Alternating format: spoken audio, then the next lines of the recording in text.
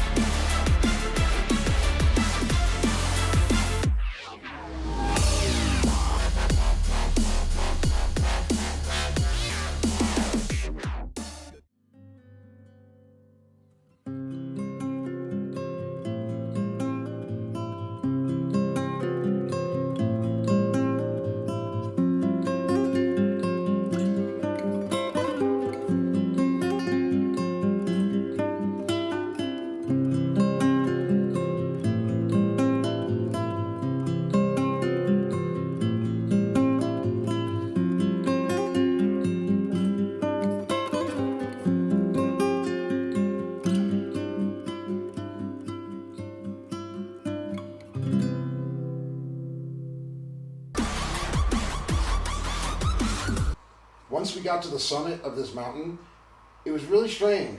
I'd never seen a mountain like this, but there was lava rock everywhere. I mean everywhere. Probably a good 3-4 miles.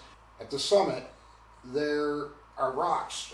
And they're dark brown, probably almost black, and they're huge chunks of lava, hardened lava rock.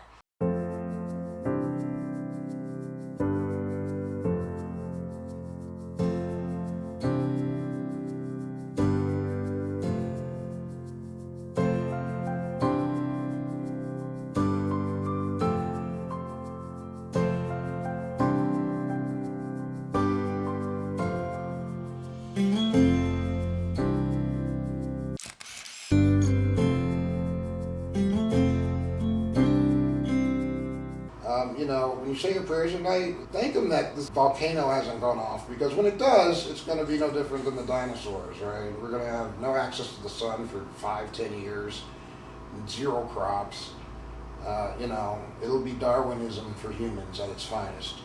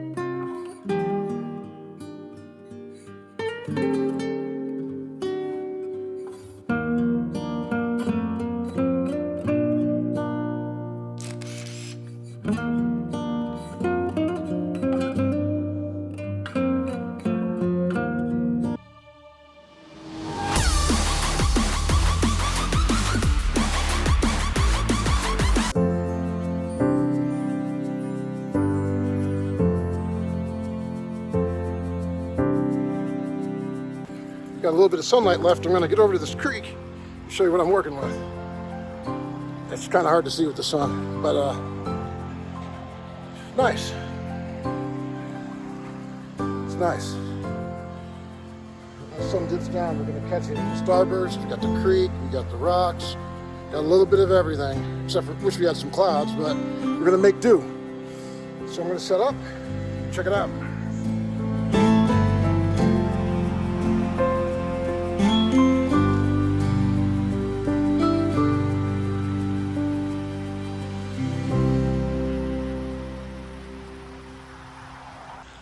little bit of drone, did some mirrorless Z6 stuff, some video, and did some long exposures on the creek with the D850. So we'll see how those come out. I had the sun right there setting for me, so I was able to stop down at one point to like F18 and get a real nice starburst. We're gonna take a look at that one and see how it came out.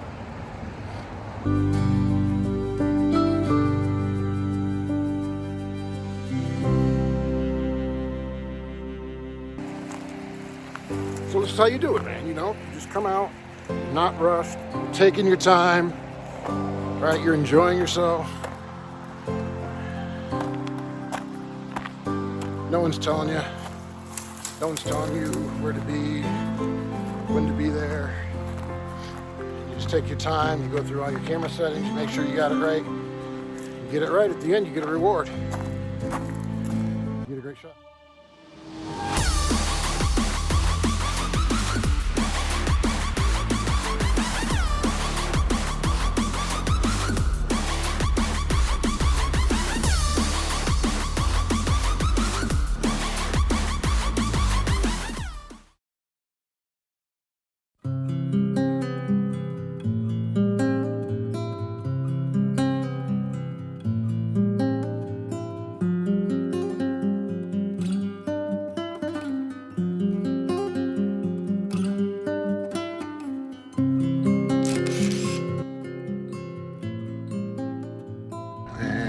We've got things organized. I like to be organized. So here's my cameras, right? I've got the Z6 with the Atomos. I use this for video.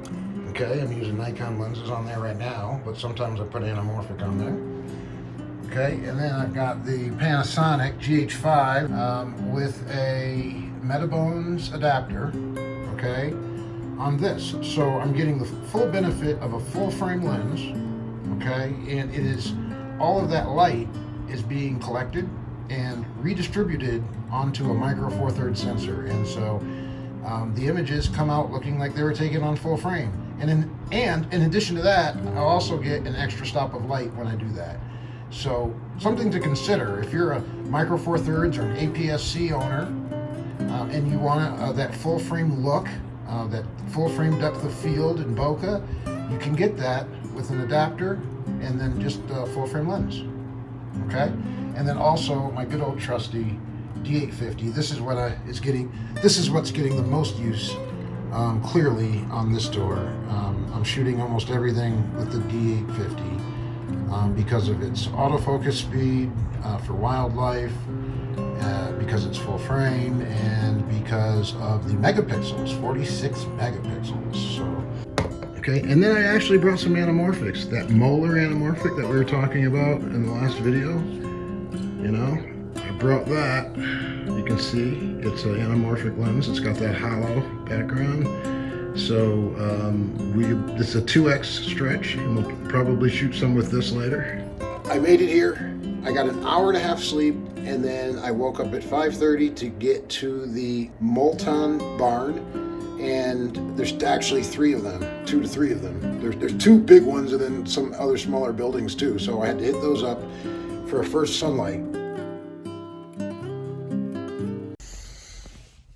Okay, it's 5:45 a.m. He will have the money. He will be able to write the songs. But he can still go out and get coffee. That's right. Yeah. The sun's coming up in about 45 minutes. There's several photographers here, but I'm going to see if I can find my own composition anyway. Let's see what we can do different to make our image different.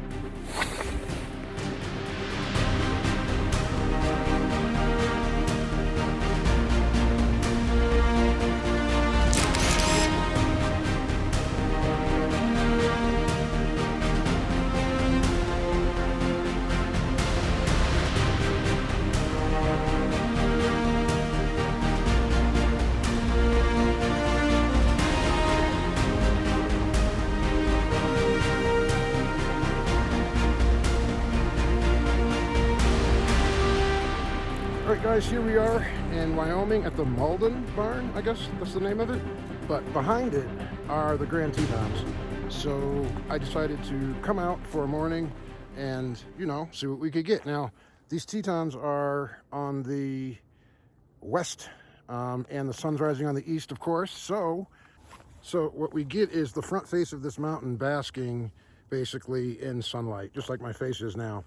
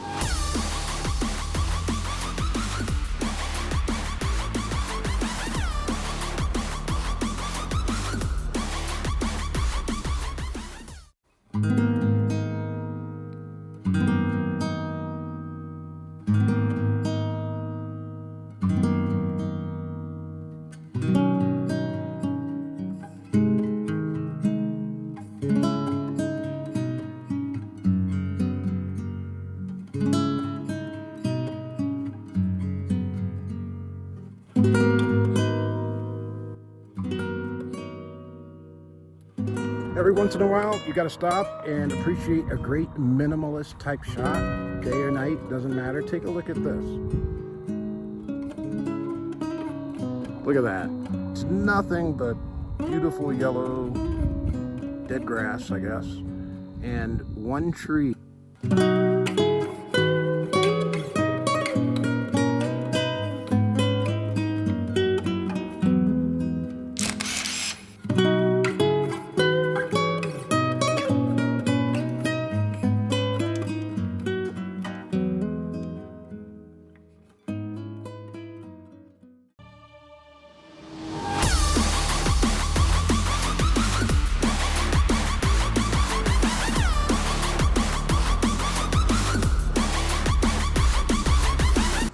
I probably did at least 150 miles, maybe 200 miles driving, and just everywhere I'm looking, I'm seeing holes in the ground with boiling sulfuric water, and it stinks to high heaven. Oh my goodness. The whole area reeks like sulfur. I guess I can see that, yeah, Yellowstone is definitely a volcano. And man, when that thing blows, just based on the size of it alone, it's not going to be good for any of us.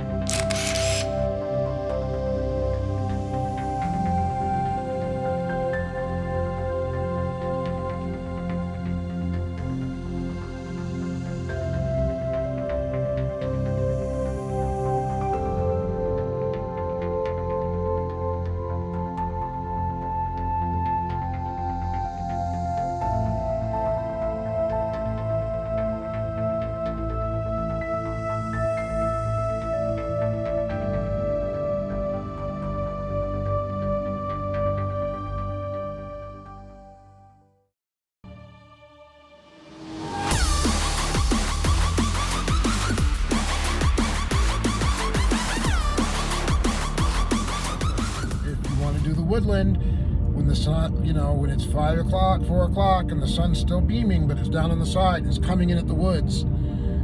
That's a great time to step back into the woods and turn and face the sun, and you'll get a backlit woodland photo. Those are great. Those are great. So that's what I'm going to shoot for. I'm just looking for the right woods to go in. I've probably got 2 hours of sun like this. So now, before I go back here, I want to take a good look. Not looking to get accosted by a bear. Shouldn't have to go far to get a nice layer of trees between me and the sun. And the fact that I'm going downhill right now is amazing. So now at this point, I do have the sun behind the trees. it looks like it's going to be a great shot. I'm just going to walk around a little bit and kind of, I'm always looking for patterns.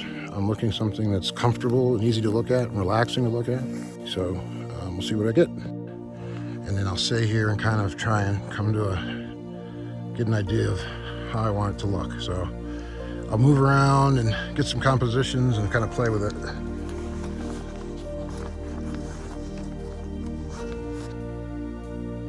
Okay.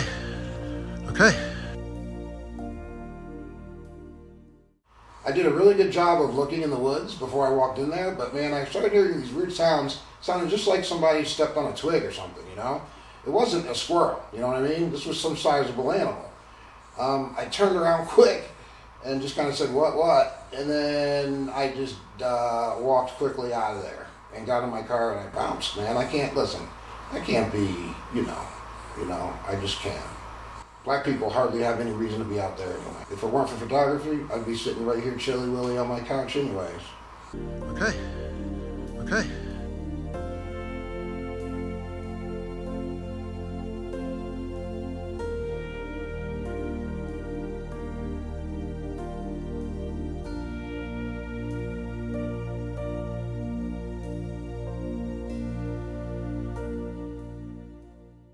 If I turn around and there's a black bear or a grizzly bear, I mean, I don't even have the bear spray with me. Chances are he's going to mind his own business. It's the nature of a bear to mind its own business. They don't go around attacking humans. That doesn't happen. If it does happen, it's very rare, and it's, you know, rabies, or maybe you got a little too close to their cubs. I feel like I could have got caught out there. So, and I know there's a lot of bears up this way. It's not worth the risk, so I'll just take it down here. We'll go down south about, what, 20 miles, probably about 3,000 feet. There's no bears down there yet. It's too warm. So it's all good. Live to talk another day about it.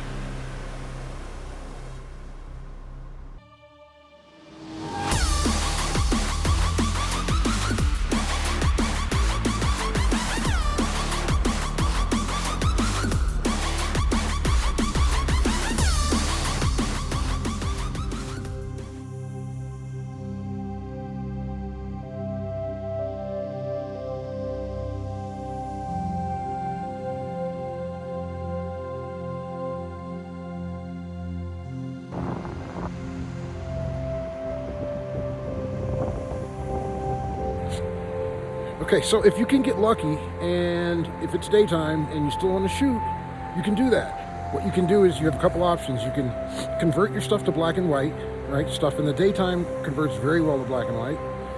Another thing that you can do is leave the sky out. You don't need it, right? The sky is boring and blue, so my frame will be kind of like that without the sky in it, and it's just not necessary. So there you go.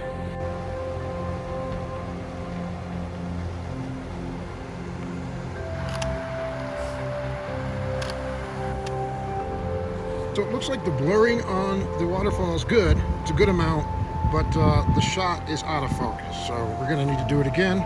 Either it's the wind or one of my legs isn't steady. So we'll try it again until we get sharp. If I have to, I'll do a manual focus and a zoom. So what I would do in that case, right, if I keep getting fuzzy photos, what I do in that case is I just kind of go back to my exposure, right, and then I will zoom in, okay, and I look like I'm focused, so not a problem there. Okay, and we'll try another one while it's not windy.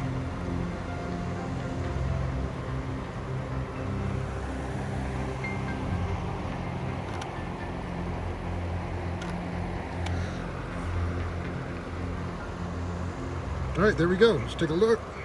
Much better.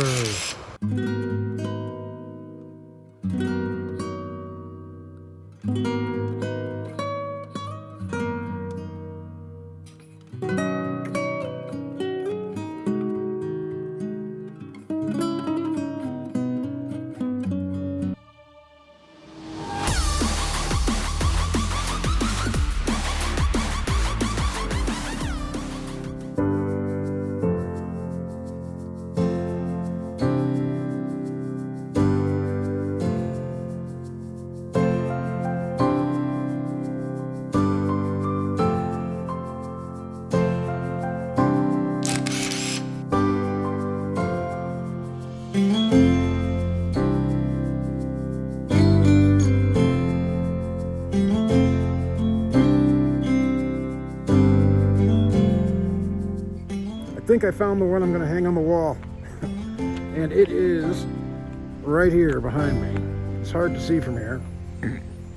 But there is a lake, and there's snow-capped mountains, and the sun's getting ready to go down. There's some clouds in the sky, so I'm thinking that we're going to be able to actually get a little bit of some color in the sky there.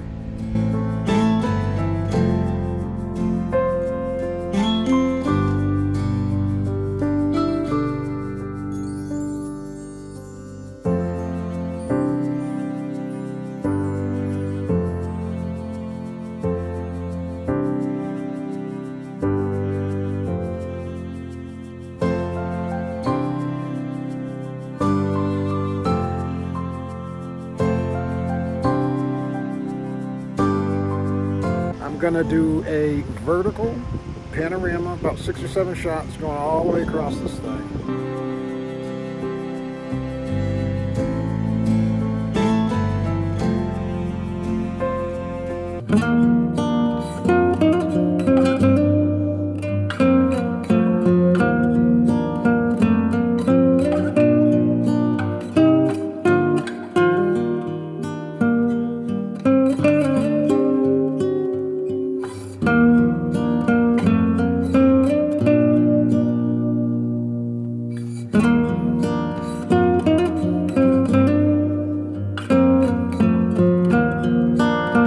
Onyx is excited about chasing the ball, so I'm going to keep it short. I just realized that I didn't have an outro, so thanks for watching. I really do appreciate it.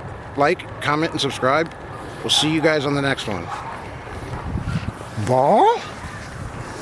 Go get it, girl.